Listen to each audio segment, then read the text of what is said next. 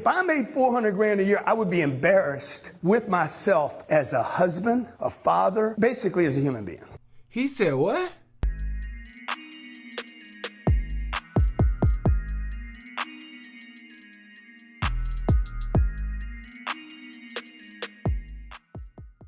Oh yeah, Diddy got a podcast.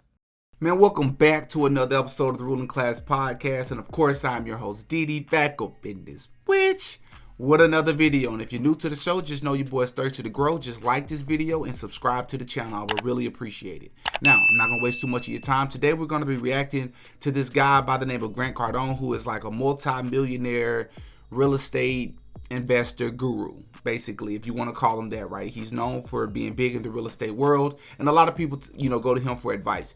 Well, he made a statement where he said that if you make less than $400,000 a year, then you should feel like a failure. You should feel less of a man. You should feel less of a human being. So as ridiculous as that statement is, it sounds even more ridiculous when you actually listen to him. So let's take a listen.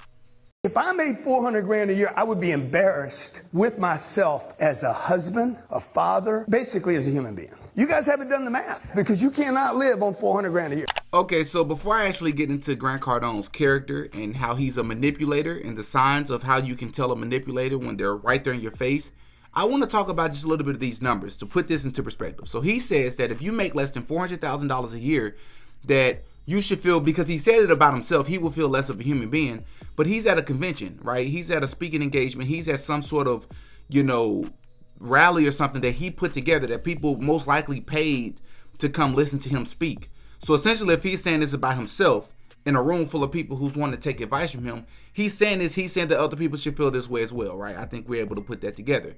Well, let's do some math here. $400,000 a year. I've done the math for you already. That's about $33,000 a month.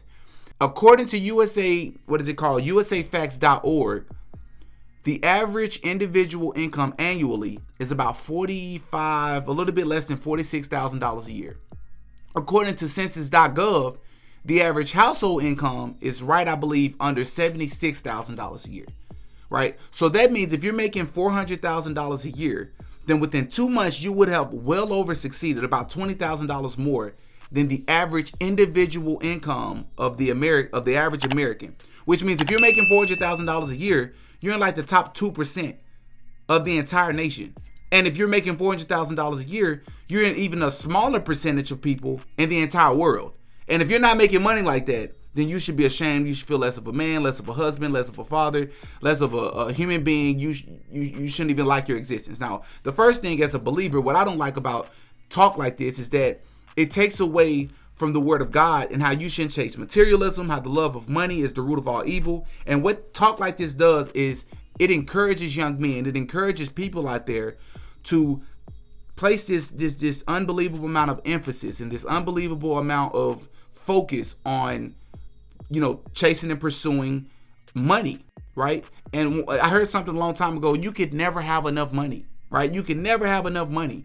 So how is it that $400,000 a year is not enough money for a lot of people? It makes no sense whatsoever. And if you think you can live on 400 grand a year, I might have to go back and add number one. Nothing. Anybody can make 400 grand a year. All you got to do is show up. I don't know if I'm right or wrong. You guys don't need to agree with me. I've already been paid my fee. I am not here to satisfy you. I don't care if you like me or not, man. I want to move a handful of people in the room to go from 400 grand a year to start thinking about how do I make 4 million?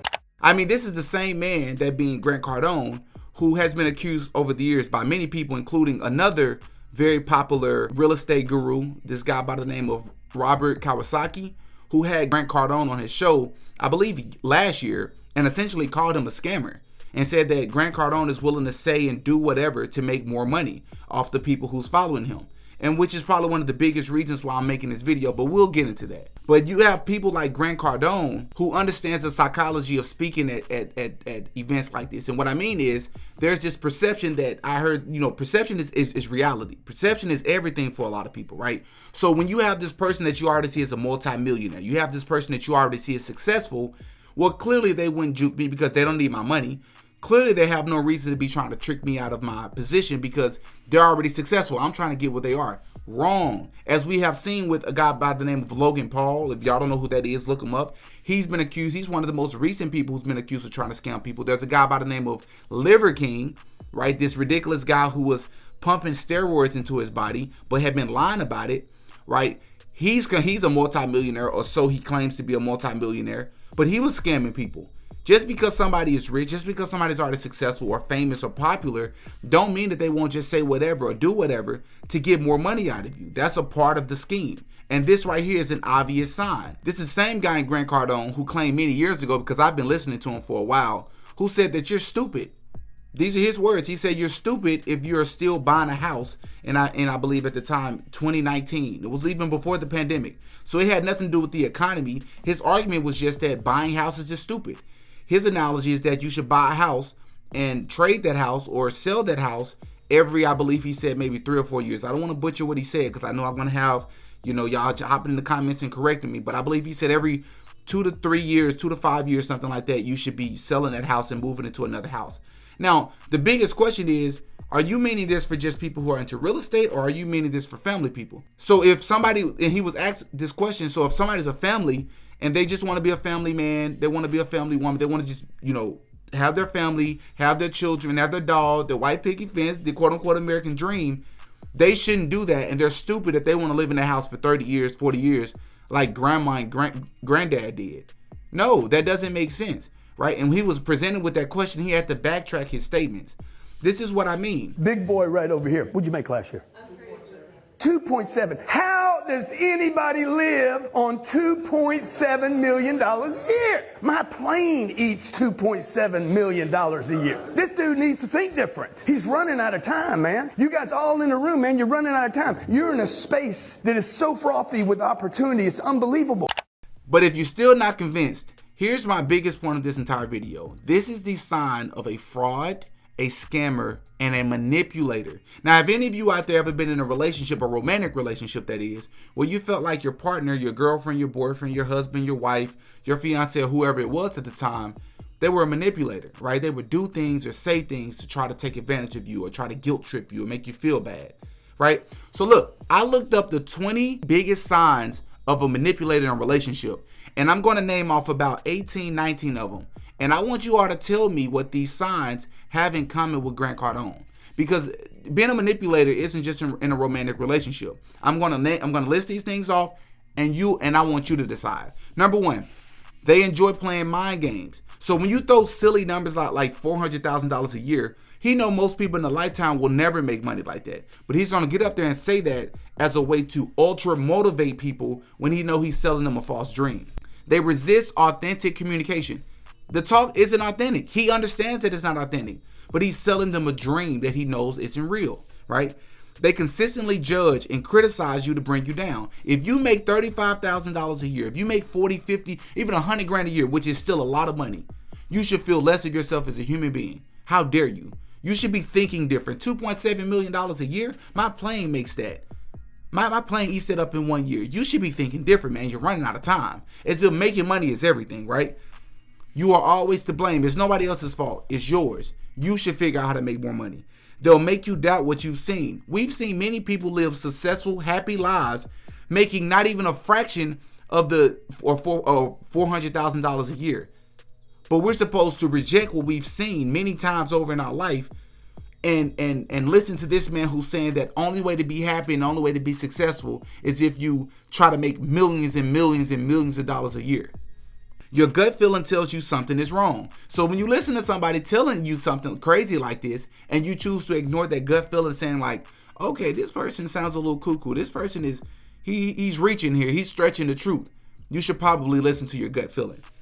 They want you to depend on them. I'm the successful, best-selling author. I'm the motivational speaker who's used my platform to generate and invest in and kind of leverage myself into this millionaire. And I'm going to assume that everybody else has been given the same opportunity as me. You should listen to me because I know what I'm talking about. They constantly compare you to others. What about me? Y'all are making X amount of money. What about the 1% of the entire country?